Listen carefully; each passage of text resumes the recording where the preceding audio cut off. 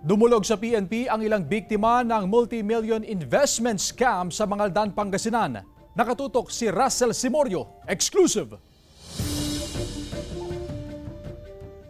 Dumulog sa pulisya at barangay hall ng Bunlag, Mangaldan, Pangasinan ang ilang residenteng biktima umano ng investment scam.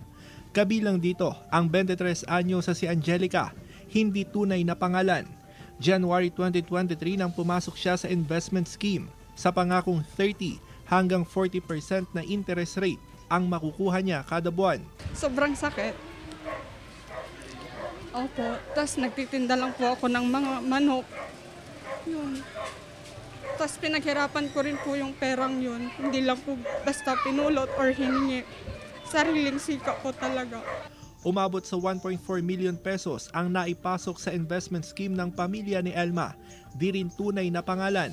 Labis ang panghihinayang, lalo't gagamitin sana ang pera sa negosyo. Gusto ko siyempre mabayaran kami kasi pinaghirapan ng dalawa yun, yung manugang ko, saka yung anak ko. Ilang OFW rin ang nabiktima. Ang itinuturong utak ng investment scam ang magpinsa na sina Sherry Ann Daus at Joyce Lahera na residente rin ng Barangay Bunlag. Humarap sa news team ang ama ni Sherry Ann. Humihingi siya ng dispensa sa mga biktima. Tumanggi naman ang pamilya ni Lahera na magsalita. Nung una kasi maganda yung patakbo, nakakapag-payout sila. Kaya nung huli na yung itong kwan na, nabitin sila sa pag-payout nila kaya kumuha pa sila ng investor. Iniimbestigahan na ng Mangaldan Police ang insidente.